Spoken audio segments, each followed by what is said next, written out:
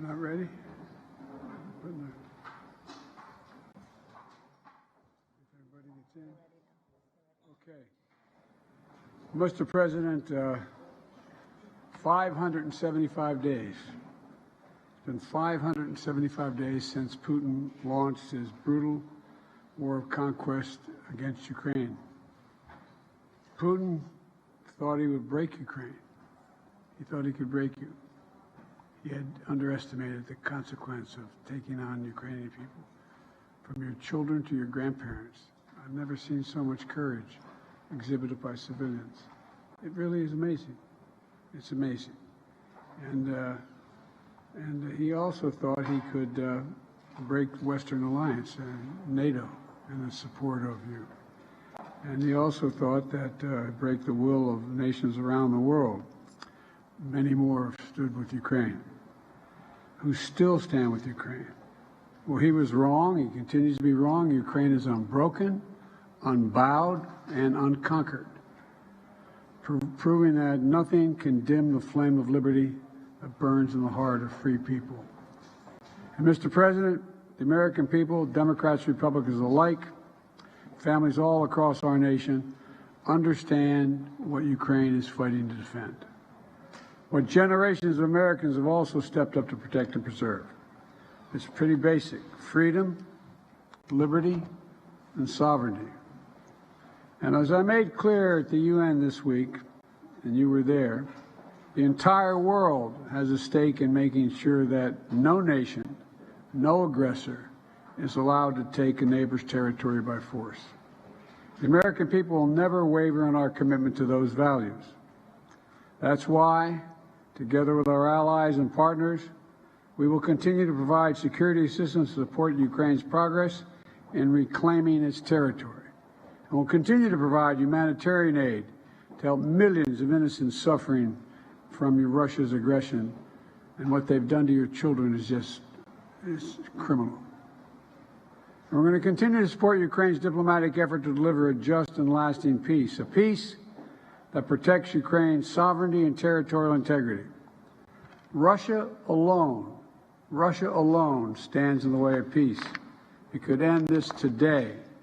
Instead, Russia is seeking more weapons from Iran and North Korea that would violate multiple UN Security Council resolutions that Moscow itself voted to put in place. Instead, as the threat of famine still stalks families around the globe, Russia is bombing grain silos in Ukraine and separating families, kidnapping, this is what I can't get over, kidnapping thousands of Ukrainian children.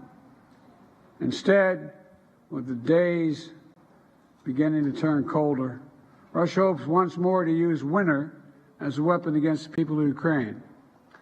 But as I discussed with President Zelenskyy, the people of Ukraine are steeled for this struggle ahead, and the United States is going to continue to stand with you. Today, I approved the next tranche of U.S. security assistance to Ukraine, including more artillery, more ammunition, more anti-tank weapons, and next week, the first U.S. Abrams tanks will be delivered to Ukraine. We also focused on strengthening Ukraine's air defense capabilities to protect the critical infrastructure that provides heat and light during the coldest and darkest days of the year. That includes providing a second Hawk air defense battery with steady deliveries of additional Hawk and other systems each month through the winter. And a new package of launchers and interceptors that's going to protect Ukraine's grain silos, hospitals, schools, and power plants. That will help save Ukrainian lives. Just as we're committed to helping Ukrainian people defend themselves now, we're also committed to helping them recover and rebuild for the future, including supporting reforms that are going to combat corruption, creating an environment where businesses can thrive and where American and European businesses want to invest. Ladies and gentlemen, last week I announced the appointment of Penny Pritzker as our new special representative. Penny, thank you for being willing to come back in. She's going to be the special representative for Ukraine economic recovery to help Ukraine reopen markets, mobilize investments, and make the necessary economic reforms when needed. And together with 29 other partners,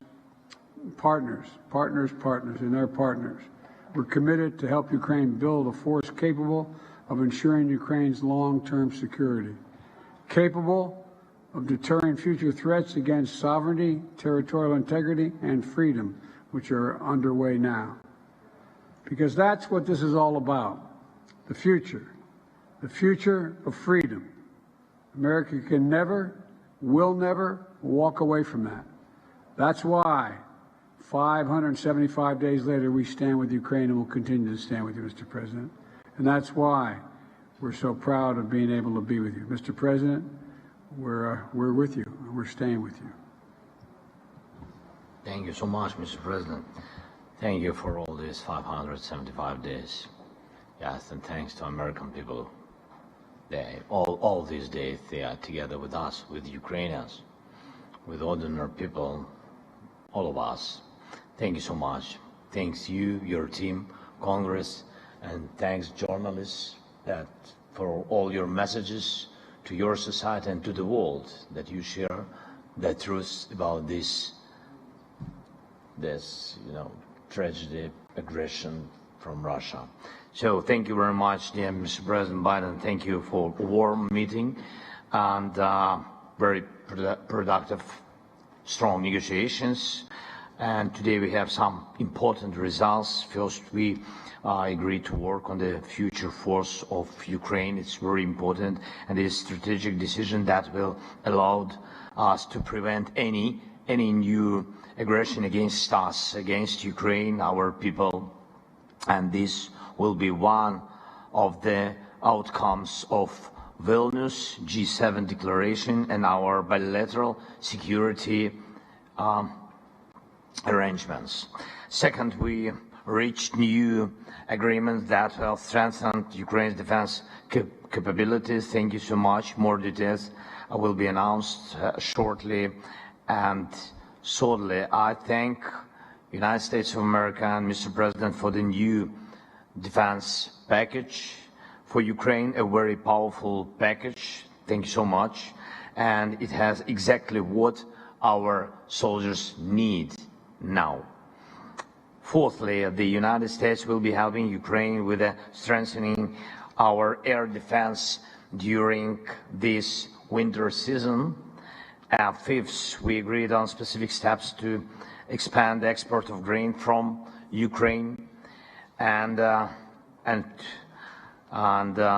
we will continue to work on the peace formula and preparing inaugural summit. So thank you so much, not only for these points, for all these points, for all these 575 days. Thank you. Thank you very much, Mr. President. Thank you all. Are you confident that Congress is going to support your efforts to supplement aid? Do you get any assurances? I'm counting on the good judgment of the United States Congress. There's no alternative. Thank you. All right, we ready? Thank you so much.